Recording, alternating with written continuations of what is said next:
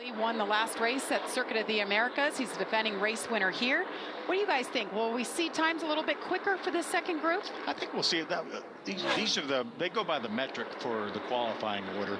So these are the top 17 or 18 trucks due to the metrics. So obviously we had Corey Heim who won last week. We'll have Eckes in this group and a lot of the other fast trucks. So I look for them to be a little bit faster than what we saw in that first session. But remember, the pole last year was around 1980.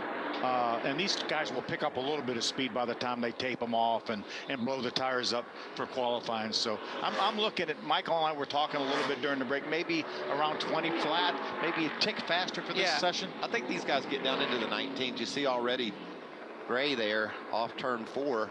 That's Corey Heim, but Tanner Gray is second fastest, 2015 on just his third lap. So if we see what we saw earlier, times get quicker and quicker, we're going to see a lot of guys there we go, Christian Eckes. There it is right there. Yeah. But just by 100 so far.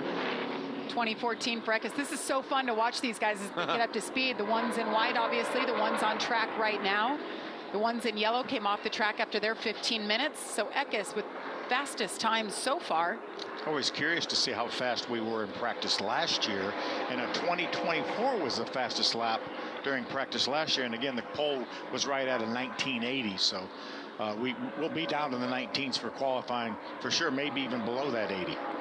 2014 for Christian Eckes there, the fastest, and Dean Thompson jumps up to the top of the scoring pylon with a 20.08. So we're creeping in on there. It's Dean creeping in on that 19-second bracket. Coming off a top 10 last week at COTA, or 2 weeks ago at COTA, excuse me. A couple top 10s this season for Dean.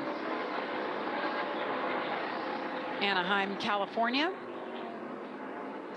That's a long way, but it's not quite as far a trip as Cam Waters had, is it? That's true. Straight from Australia.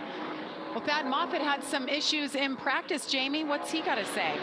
Well, the truck is now up on the jack. There's still smoke coming out of that left front. It was a brake caliper that was on fire. You had a few laps that you were able to learn something at your first race at Martinsville. Unsure about qualifying at this point. Were you able to learn enough?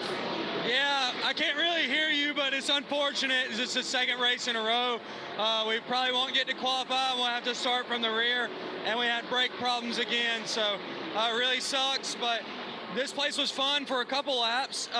It's pretty cool to be able to run here with all my family's history. But hopefully we can move forward tonight and have a good, solid race. Thank you, Ben. You mentioned his family's history. He is the grandson of Richard Petty. So you imagine he probably carried a little extra pressure making his first truck series start here. But you see the issues from the fire there, and being told, he said there, he won't qualify most likely. So unfortunate for Thad Moffitt. He's probably heard a lot of those grandfather clocks over the years, I would think, growing up. No kidding. Yeah, that's what it was like at Daryl's house, too. Sound like you're in a bird aviary.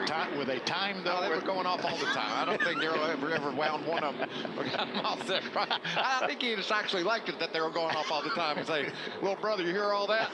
What'd you call him, a bird what? Aviary, is that how you say it? Yeah, I like that. I like that, too. That's great. Birds are good.